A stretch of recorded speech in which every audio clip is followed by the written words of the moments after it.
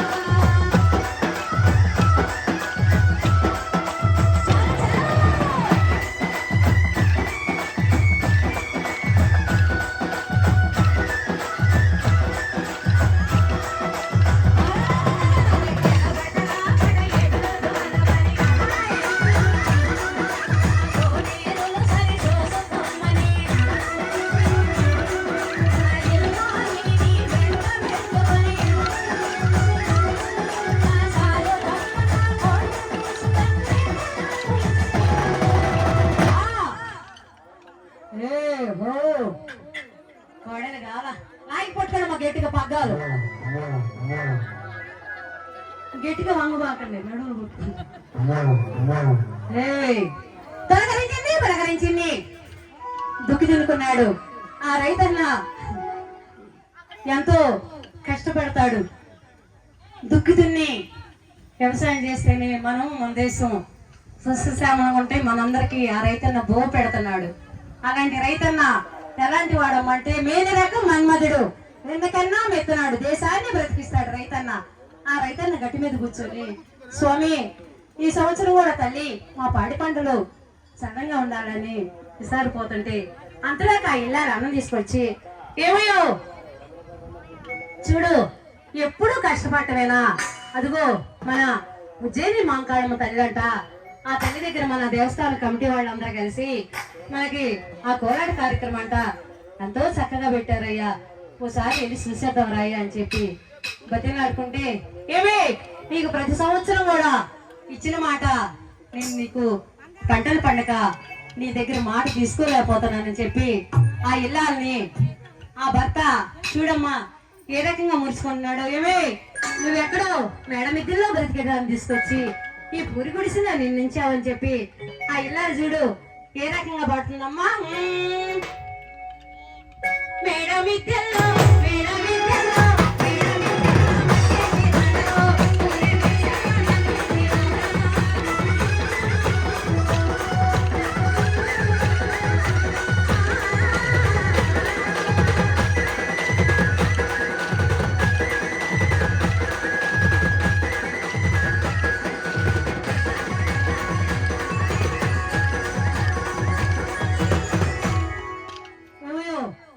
సంవత్సరం ఇట్లే చదువుతావు. మనకి మన మేడం గారు కూడా సాక్ష్యం ఉంది, పోయినసారి కూడా పంటలు బాగుపడితే నీకు హారం చేపిస్తానని చెప్పి రెండోసారి చేయించుకోవాలండి. భర్త చూడమ్మా ఆ భార్య మురుచుకుంటూ నీకు రాడా నకిలీ చేపిస్తానని చెప్పి రాడా నకిలీ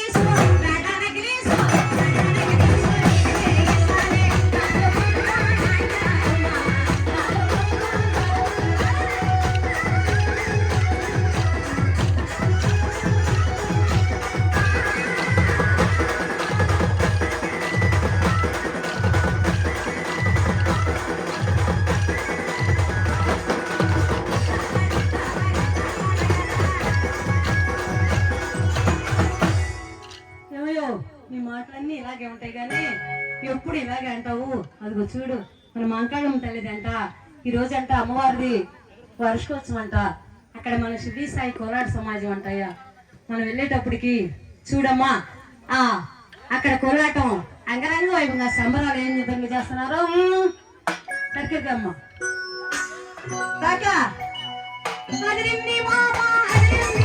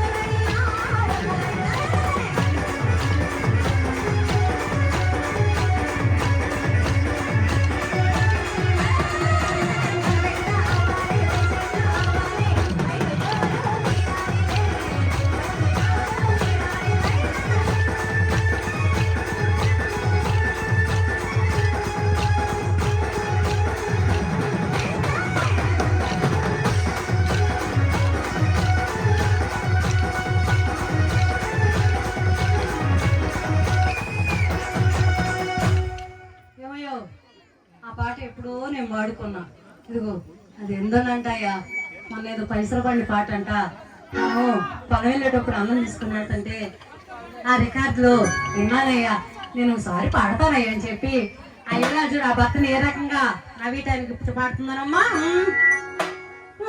మెట్టేదాన్ని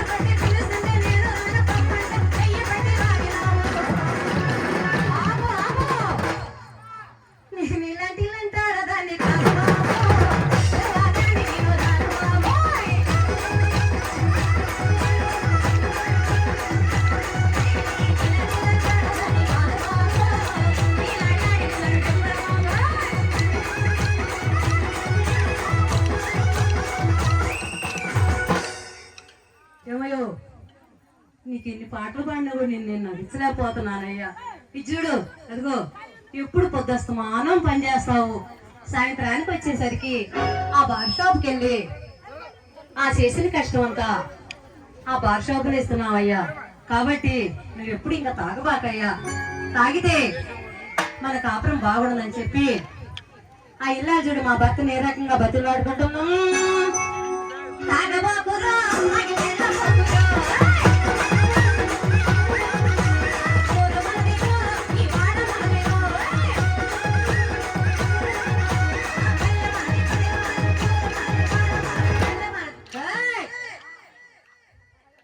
ఊరు మనది వాడ మనది పల్లె మనది ప్రతి పనికి కూడా మనమేనయ్యా నువ్వు 10 ఆకులు కష్టపడి అలా తాగితే ఎట్లాగు అంటే ఆ భర్త చూడమ్మే నేను తాగాల్సిందే నువ్వెవరు నా చెప్పటానికి 10 ఆకులు కష్టపడతా నేను తాగుతా ఆ భర్త చూడమ్మ ఏ రకంగా మురుసుకొని ఆ భర్తను ఏ రకంగా బతిలాడుతున్నా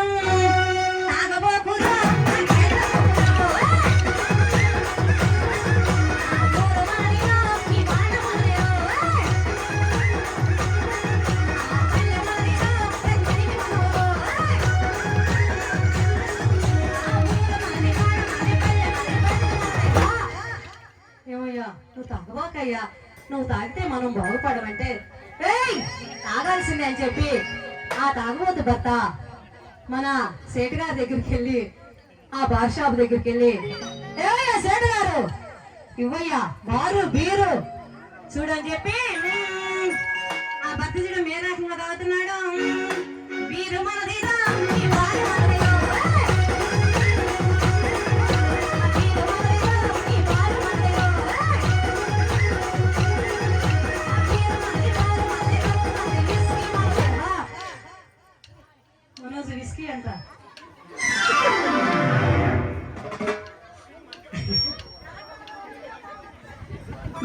బారు రమ్ము విస్కీ అంట. ఆ తాగుబోతు పెద్ద అక్కడికి వెళ్ళి అలా అడుగుతుంటే ఆ భార్య చూడమ్మా, ఏమయ్యా నీకు ఇదే లాస్ట్ వార్నింగ్ అని చెప్పి తాగబోకురా, తాగబోకురా.